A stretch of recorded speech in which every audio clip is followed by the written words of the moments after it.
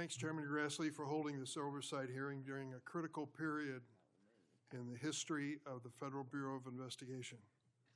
During my 4 years as chair, I held 4 hearings with then FBI Director Wray.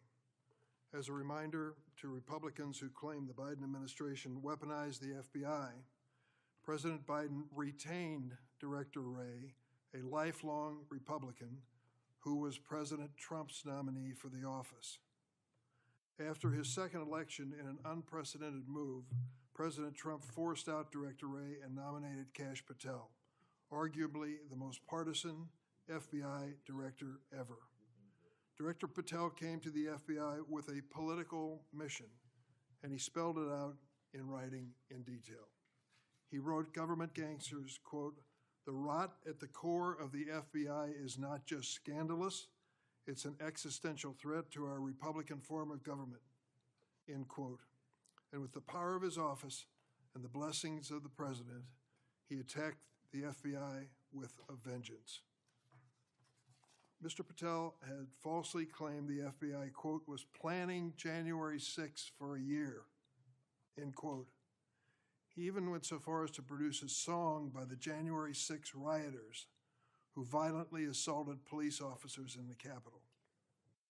He compiled an enemies list of public servants he called government gangsters, like former FBI Director Mueller, whom Patel called, quote, an utter swamp creature. Former Trump officials who served with Mr. Patel warned us he would weaponize the FBI to protect the president's allies and target his critics. And indeed, Director Patel has already inflicted untold damage on the FBI, putting our national security and public safety at risk. Since January 20th, the Trump administration has engaged in an unprecedented purge of FBI officials. As we heard from highly credible whistleblowers, Mr. Patel was involved in directing this purge even before he was confirmed, despite his sworn testimony to this committee. It began with terminations and forced retirements of all 6 nonpartisan career officials who run all 6 branches of the FBI, the executive assistant directors. Since then, at least 18 of the 53 special agents in charge of FBI field offices have been removed, along with many other senior officials. Individual agents have been targeted for termination simply due to the work that they were assigned, such as January 6th investigation. In fact, according to former acting FBI Director Brian Driscoll, in a lawsuit filed last week, Director Patel made this very plain, telling Driscoll personally, quote, that his own job depended on the removal of agents who worked on the cases against the president, end quote. And even though he knew, quote, the nature of summary findings were likely illegal. At the same time, Director Patel has installed MAGA loyalists as political appointees in key career positions, including conspiracy theorist Dan Bongino as FBI Deputy Director, the first time in the history of the FBI that this position has not been held by a career FBI agent. Director Patel has also reportedly initiated loyalty test, requiring dozens of officials to sit for polygraph exams and answer inappropriate questions about whether they've made negative comments about him personally. Of course, as is often the case in the Trump administration, the rules apply to thee, but not to me. As we understand it from highly credible sources, key members of Director Patel's senior executive team and others on the 7th floor had disqualifying alerts on their initial polygraph exams. Well, how did they survive? They survived because of a personal waiver by either the director or the attorney general to remain employed by the Bureau. Understand the context here. Political operatives in key positions, given the routine FBI polygraph exam, failed and had to receive waivers to continue their positions. They were lucky to keep their political appointments. They were, but the 5,000 career civil servants the director has so far forced out of the Bureau's ranks were not offered that same courtesy. 5,000. This mass exodus has created a disastrous brain drain, particularly in the fields of cybersecurity, counterterrorism, and counterintelligence. For example, my office has received information indicating that cuts to the Bureau's cyber division will cut personnel by half, despite the ever-increasing threats posed by adverse foreign actors. The brain drain is exacerbated by Director Patel's misuse of remaining FBI personnel and resources to focus on other priorities of this administration. According to reports, the 25 largest FBI field offices have been ordered to divert 45% of their agents from their primary missions to work on the mass deportation of immigrants. Just as concerning is Director Patel's plan to hire fewer qualified agents by removing the college degree requirement and reducing new agent training at Quantico from 18 weeks to just 8.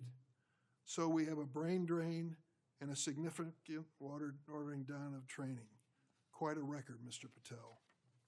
As recently fired special agents and others have warned, fast-tracking inexperienced and improperly trained people into critical national security jeopardizes the Bureau's ability to effectively protect America.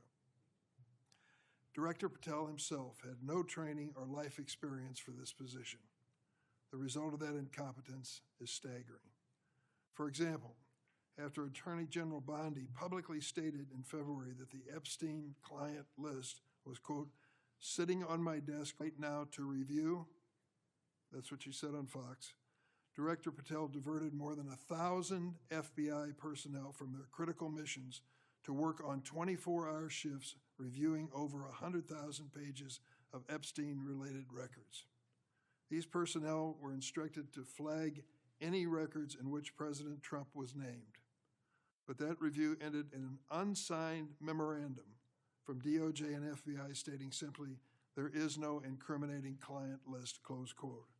Director Patel still has not responded to my letter from 2 months ago asking about his role in this cover-up. On the day of the horrific shooting of Charlie Kirk at Utah Valley University, Director Patel again sparked mass confusion by incorrectly claiming on social media that the shooter was in custody, which he then had to walk back with another social media post. Mr. Patel was so anxious to take credit for finding Mr. Kirk's assassin that he violated one of the basics of effective law enforcement. At critical stages of an investigation, shut up and let the professionals do their job. Notably, Director Patel recently forced out Special Agent in charge of Salt Lake City, Mayim Saeed, a counterterrorism expert with 20 years' experience, who would have led this high-profile investigation. The men and women who serve at the FBI and the American people deserve a director who has the ability and the character to restore the Bureau to its place as the preeminent law enforcement agency. I want to close on a personal note. I came of age in the 1960s. We experienced a number of horrific assassinations, including President John Kennedy, Senator Robert Kennedy, and Dr. Martin Luther King. We are going through a similar period of division and political violence. All of us in public life, on both sides of the aisle, have a responsibility to bring down the temperature and to work to unite the American people. Let's be clear, Republicans are not Nazis and Democrats are not evil, as Mr. Patel has claimed. Democrats are not responsible for the murder of Charlie Kirk, and Republicans were not responsible for the murder of Melissa Hortman. Our political opponents are not our enemies. We are all Americans, and we should be working together to keep the American people safe and protect their constitutional rights. Thank you, Mr. Chairman.